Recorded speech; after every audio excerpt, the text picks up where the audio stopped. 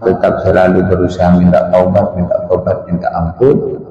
Harapannya sebelum mati beramal amalnya ahli surga sehingga menjadi orang yang taubat. Nah, untuk itu kenapalah kita disunahkan minta berdoa, ya muqallibal qulub tsabbit qalbi ala dinik. Ya Allah yang membolak-balikkan hati, tetapkan hatiku agar selalu berada dalam amal agama. Jadi hadis itu bukan nakut-nakuti, supaya walaupun sehebat apapun kita enggak sombong, supaya walaupun seburuk apapun kita enggak putus asa dari rahmat. Karena amalan itu yang dihitung pada akhirnya, dan kita tidak ada yang mengetahui tentang akhir seseorang dalam perjalanan hidupnya melainkan hanya Allah. Maka ada doa, Allahumma in kunta katabtana fis sa'adah fasabbitna wa in kunta katabtana fis syaqawah famhu anna wa qudna fis sa'adati ya rabbal alamin. Allahumma ya Allah, in kunta katabtana fis sa'adah, kalaulah engkau memang mentakdirkan saya, mencatat saya termasuk orang yang beruntung selamat dalam perjalanan hidup ini, fasabbitna, maka saya mohon agar itu jangan engkau rubah-rubah, agar engkau tetapkan itu takdir itu yang sudah engkau tulis. Sebab seandainya Allah mau merubah pun itu kehendak Allah. Wa in kunta katabtana fi syaqawah, kalaulah engkau mencatat saya termasuk orang yang celaka, famhu anna, maka saya mohon kepadamu ya Allah agar engkau menghapus takdir itu. Waktu Nabi Sa'adah, lalu kemudian setelah engkau hapus, engkau ganti saya termasuk orang yang beruntung, orang yang selamat. Inilah kehidupan. Maka seburuk apapun kita, jangan pernah putus asa dari rahmat Allah. Walaupun mungkin sekarang kita belum sholat, belum ibadah, tapi kalau orang itu nggak putus dengan rahmat Allah, dengan rahmat Allah, maka dia nanti akan ada harapan baik pada akhir. Sehebat apapun kalau orang itu sudah merasa selamat, nah itulah perasaan selamat itu yang akan menjadikan dirinya berakhir dengan tidak selamat. Maka ada seorang Bani Israel namanya Bal'am bin Ba'ura. Bal'am bin Ba'ura ini ulamanya Bani Israel. Kemudian yang kedua namanya Barsisa, zaman Nabi Musa. Ini Barsisa itu termasuk min auliyaillah, wali Allah zaman Nabi Musa. Kemudian Bal'am bin Ba'ura diceritakan dalam Al-Quran, kama zalil kal in tahmil alaihi yalhas aw tajrukuhu yalhas. Bal'am ini termasuk dicabut imannya karena benci dengan Nabi Musa.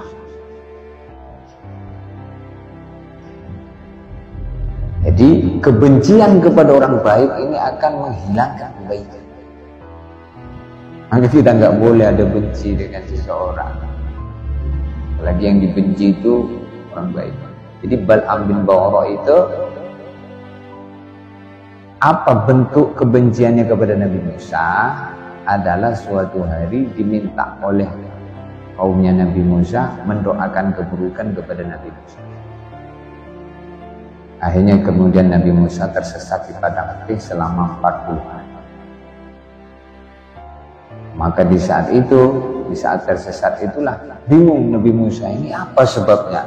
Maka dia munajat sama Allah, dijawab, oh ini karena doa kaum kamu yang bernama Bal'am. Di saat Bal'am itu berdoa, maka disitulah karena mendoakan keburukan kepada orang baik, maka kebaikannya dicabut sehingga mati dalam keadaan kafir. Kesimpulannya apa? Tidak boleh kita membenci orang baik, apalagi orang baik. Orang buruk pun gak boleh kita benci. Orangnya. Yang kita benci itu perbuatannya. Di orang buruk itu pun kita nggak boleh benci dengan orangnya.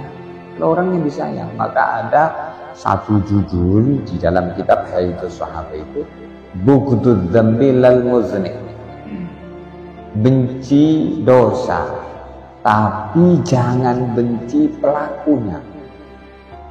Pelaku dosa itu jangan dibenci. Siapa tahu nanti dia dijadikan oleh Allah taubat sehingga diampuni seluruh dosanya. Kalau mau benci perbuatannya. Perbuatannya itu apa? Ya dosanya itu. Tapi kalau orangnya yang melakukan dosa itu, jangan dibenci. Kita sayangi dia dengan apa? Doakan, ya Allah, dia istriku belum sholat, ya Allah. Jangan mentang-mentang gak sholat terus dibenci. Jangan. Orangnya disayang, didoa, ya Allah, dia anakku belum sholat, ya Allah. Sayang dengan dia, ya Allah. Jangan sampai mati tidak sholat, ya Allah. Itu bentuk sayang. Itu bentuk sayang.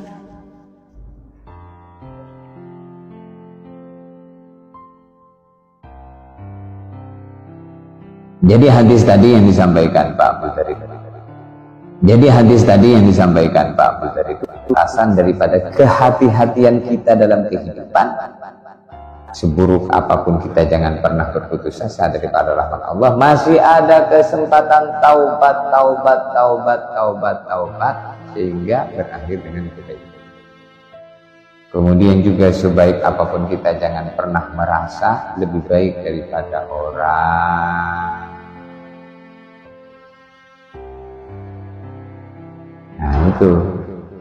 Jadi kadang orang itu terlampau menilai orang lain itu. Jadi kalau menilai orang lain itu adalah lihat kebaikannya. Sehingga seburuk-buruk orang pasti punya kebaikan. Maka tengok kebaikan, mungkin keburukannya 1000, kebaikannya cuma 1. Kita lihat 999 kita tutup. Kenapa? Saya mau melihat kebaikan dia. Semoga dengan kebaikan yang saya lihat itu menjadikan saya berbaik sangka dengan dia. Semoga dengan kebaikan yang saya lihat itu menjadikan saya berbaik sangka dengan dia. Lalu kemudian menjadi wasilah Allah ampuni dia sehingga diberilah pintu taubat sehingga dia taubat. Maka dikatakan bahwasanya dunia ini menjadi buruk. Dunia ini menjadi buruk. Keluarga ini menjadi buruk. Kampung ini menjadi buruk.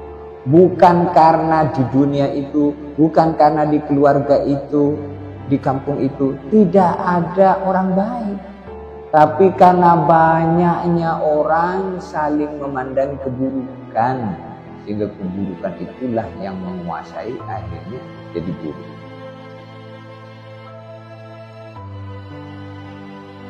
Seandainya mereka mau menutupi keburukan kemudian mau melihat kebaikan, maka kebaikan itu akan dimunculkan oleh Allah, keburukan akan dibersihkan oleh Allah. Di satu keluarga menjadi buruk bukan karena semua buruk, tapi saking mata satu sama lain melihat keburukan satu sama lain. Akhirnya tidak ada kebaikan sedikit. Seandainya mau melihat kebaikan, pasti ada kebaikan, karena seburuk-buruk orang ada kebaikan, sebaik-baik orang ada keburukan. Jadi itu maknanya supaya kita itu berhati-hati dalam kehidupan ini. Sebaik apapun kita nggak boleh sombong, seburuk apapun kita nggak boleh putus asa. Bisa dipahamin? Bisa. Ada lagi?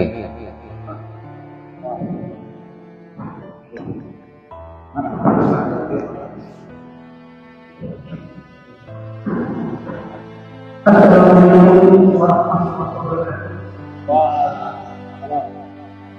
Ini bahkan dari masyarakat kita mereka timbang gitu. Ya, jangan terlalu dekat. Macam pusat kematian. Itu ada istilahnya pusat kematian.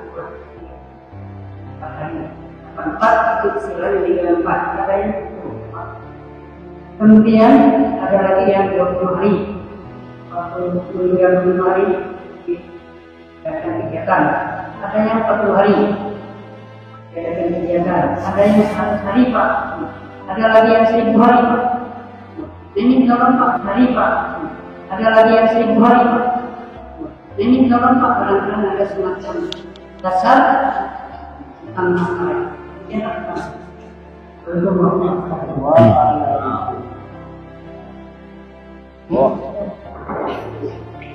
jadi kalau ada orang mati ditahlilin 3 hari, ada yang kadang 7 hari. Bahkan bukan sekedar ditahlilin, dibacain Yasin. Bahkan bukan sekedar dibacain Yasin, ya tahlilan, ya yasinan, juga dibuatkan hataman Quran. 3 hari, kadang 7 hari. Nanti setelah 7 hari, 40 harinya kematian. Setelah 40 hari, 100 harinya. Setelah 100 hari, haul setiap setahun. Itu disebutkan dalam kitab Ti'an.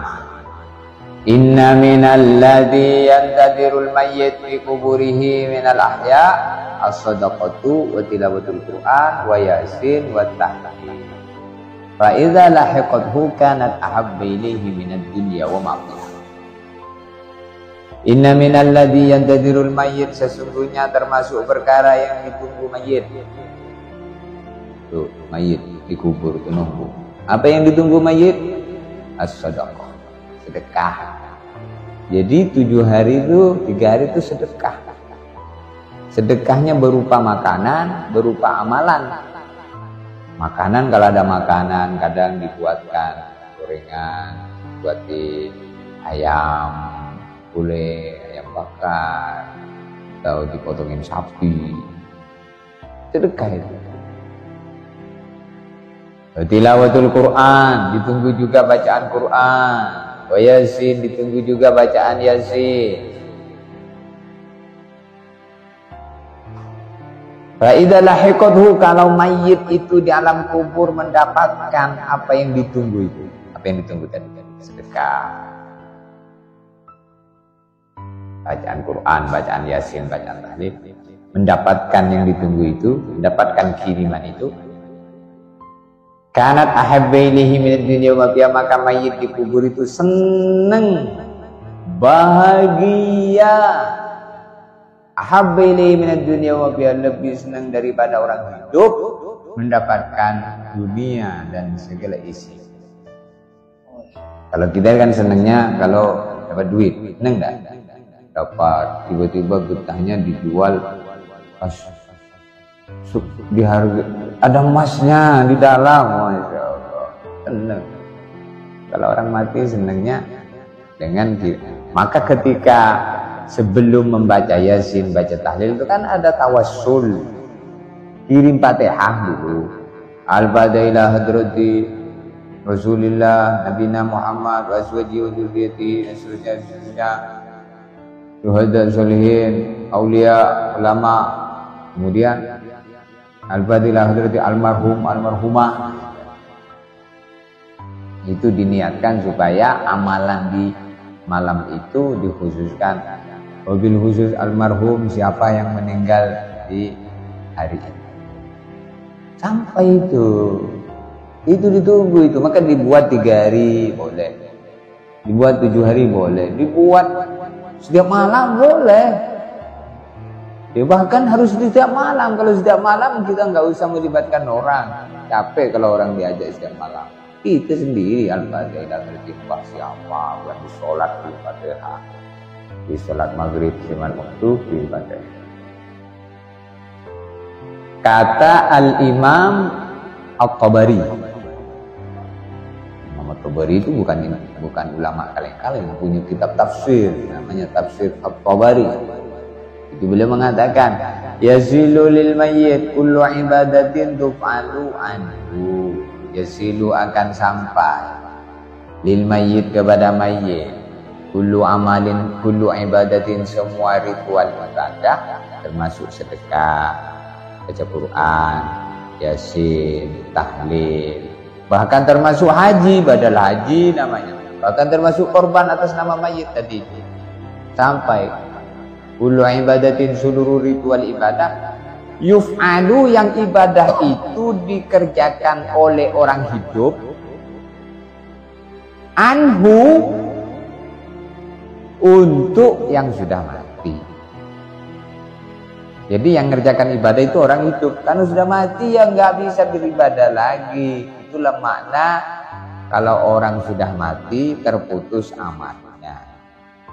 Maknanya terputus dari dia yang sudah mati nggak bisa ibadah lagi. Tapi nggak terputus dari orang yang masih hidup untuk dia.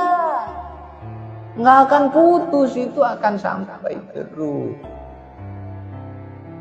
Maka sampai kata Al-Imam At-Tabari ini namanya dalil begitu. Berarti boleh. Kalau ada yang membolehkan bisa diamalkan. Jadi 3 hari, 7 hari, 40 hari, 100 hari, haul setiap tahunnya, ya kan? Itu boleh. Nah, bahkan itu yang ditunggu-tunggu oleh orang yang mati. Ada lagi yang lebih jelas lagi adalah dalam kitab Tafsir Ar-Razi. Tafsir Ar-Razi itu kitab tafsir yang dikarang oleh Al-Imam Fakhruddin Ar-Razi. Itu tafsirnya itu kalau kita membaca seumur hidup kita itu keburu habis umur kita. Kitabnya belum selesai dibaca semua. Itu di dalam muqaddimahnya, dalam mentafsiri tafsir Ar-Razi itu Al-Quran 30 juz ditafsiri oleh Imam Fakhruddin Ar-Razi. Maka tafsirnya itu ketika mentafsiri surat Al-Fatihah, baru tafsirnya Bismillahirrahmanirrahim sudah segini tebal. Nah, di situ disebutkan satu kisahnya Nabi Isa. Marra Isa ala qabrin. Ini teknya begini nggak bisa ngarang. Nggak bisa ngarang.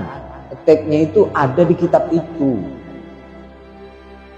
Kau Ustaz apal? Ya ngapalin. Karena ilmu ini mau disampaikan ke umat. Ngapalin. Maka di situ disebutkan begini. Marra Isa ala qabrin. Wara'a malaikatal adab yu'adzibuna mayyitan. Falamma idsarafa min hajatihi marra Isa ala qabrin. Wara'a malaikatar rahmat ma'ahum atbaqun min nur. Fata'ajjaba Isa fa shalla wa da'a. Fa auhallahu ila Isa ya Isa innahu kana 'asiyan. Mundu mata kana mahbusan fi adabi. Wa qad taraka imra'atan hubla fa waladat waladan wa rabbathu hatta kabira wa sallamathu ilal kuttabi min bani Israil falaqanahul muallim bismillah. Istahyaitu ya Isa an u'adziba abdi binari fi batnil ardi wa waladuhu yadhkuru ismi ala wajhil ardh.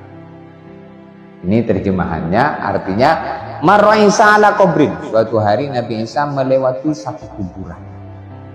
Wara'a malaikatal adab yu'adzibuna mayyitan. Maka kuburan yang dilewati oleh Nabi Isa itu, penghuni kubur di kuburan itu sedang digebuk oleh malaikat adab. Malaikat yang menyiksa dia, disiksa. Di kubur itu bisa jadi jurang dari jurang-jurang neraka atau bisa jadi taman dari taman-taman surga. Di sana ada 2 malaikat namanya Mungkarun wa Nakir. Itu kalau kita nggak sholat di kubur itu jangan main-main. Itu digebuk sama malaikat Mungkar Nakir. Falamma insarafa min hajatihi, setelah Nabi Isa pulang dari keperluannya selesai, maka pulang melewati kuburan yang sama. Tetapi ketika pulang Wa ra'a malaikatar rahmat. Nabi Isa melihat kuburannya itu dipenuhi oleh malaikat rahmat. Ma'hum atbaqun min nur. Malaikat rahmat memenuhi kuburannya itu dengan cahaya. Dan ahli kubur itu sudah tidak siksa.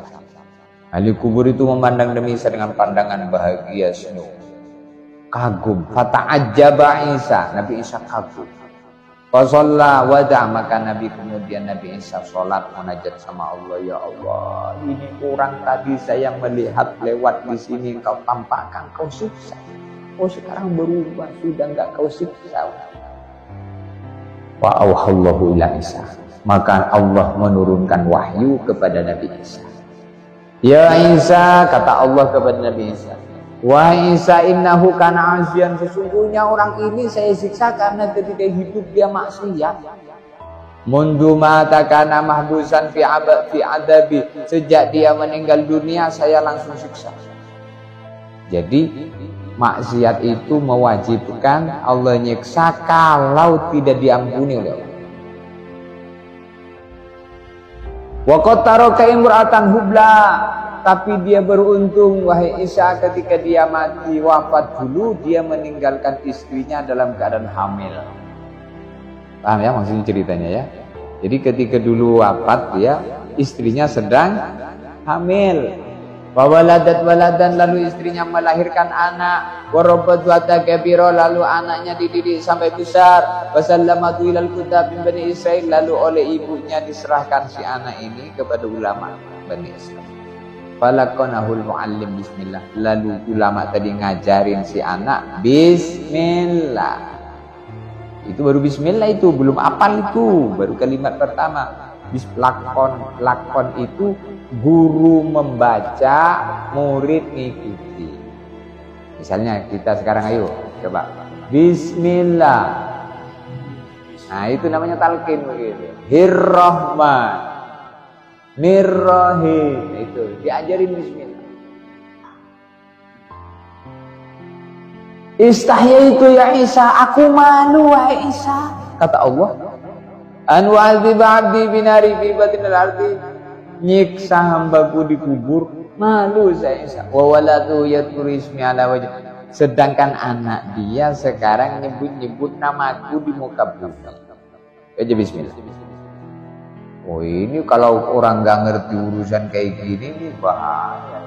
Sehingga dianggap kalau orang sudah mati nggak perlu dengan kita lagi.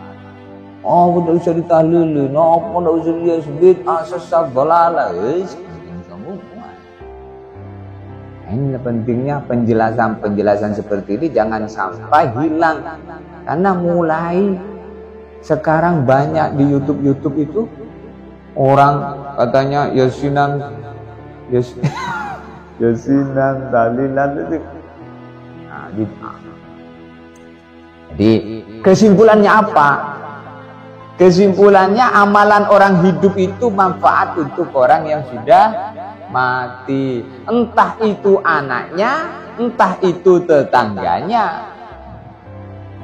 Misalnya kita, jadi makna waladin soleh itu adalah bukan sekedar anak soleh, tapi kalau dia punya teman yang baik, maka teman yang baik kemudian mendoakan dia, manfaat juga tetangganya. Makanya itulah kenapa kita ngundang tetangga supaya baca Yasin, biar baca Yasin banyak, yang doain banyak. Semakin banyak yang doain, harapannya mudah-mudahan semakin diampuni selama masih Islam. Tapi kalau sudah nggak Islam nggak boleh didoain. Walaupun punya dosa besar selama masih Islam, misalnya mati gantung, disolatin, talilin, karena dia lagi Islam. Orang mati gantung itu mati kafir. Makna kafir itu bukan menghilangkan Islam, itu kufrun nikmah, kafir nikmat. Di Islam itu masih ada dalam. Itu kehati-hatian. Jangan terus kita ini, wah ini ahli neraka. Jangan dulu, jangan nanti dibalik oleh Allah. Nanti ada orang dimasukkan surga karena pandangan buruk tetangganya sehingga disayang oleh Allah, dia dimasukkan surga, kemudian tetangganya yang mandang buruk, dia dijadikan tumbalnya gantinya. Ini kehati-hatian. Nah, hidup ini tidak bisa sembarangan. Hidup ini harus pandangan luas. Sehingga timbul diri kita ini takut, sehingga mohon selamat, takut. Sehingga setiap amal, Rabbana taqabbal minna innaka antas samiul alim wa tub alaina innaka antat tawwab. Ya Allah, terima amal saya ini dan terima taubat saya. Cukup jelas? Alhamdulillah. Mungkin ini saja yang bisa saya sampaikan. Kurang lebihnya minta maaf. Gimana Pak? Boleh. Ya.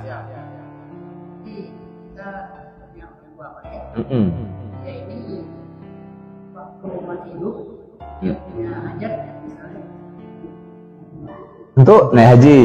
Terus? Tidak sampai dia meninggal Pak ya. Dia tidak punya amanat, jadi kelakuan kamu ini ada. Dia salah satu anak dia ada kerjakan. Dia langsung kita ada niat nabi haji, sampaian, jadi dia lalu tetap dinaik haji. Itu ngomongnya Pak. Lah itu namanya badal haji. Baik almarhum tadi pesan tidak pesan, boleh anaknya mengajikan. Asal yang mengajikan tadi sudah pernah haji. Kalau belum haji, belum boleh. Karena harus keparduan untuk dirinya harus tunai dulu. Makanya kalau kita ini tidak ada yang haji, keluarganya, maka tidak bisa membadalin langsung. Boleh. Badal haji itu diwakilkan kepada orang yang sudah haji. Mungkin kalau tidak ngirim dari sini kan mahal biayanya, harus ngongkosin dari sini. Maka kita koneksi dengan yang sudah ada di Mekah. Bisa enggak tolong hajikan almarhum ini? Nah,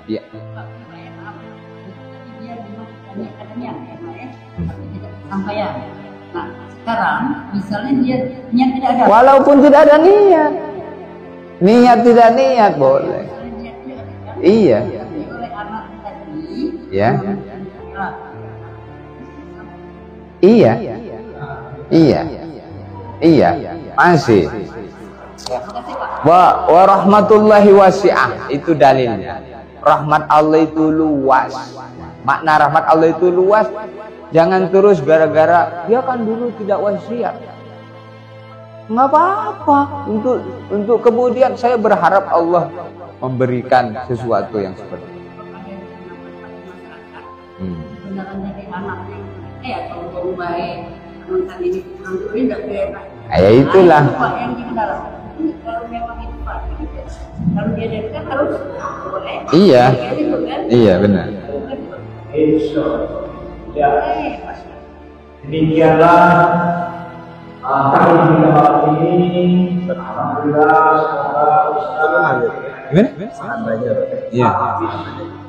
Bisa aku bisa pinjam menuju ke surga di mana cuma adanya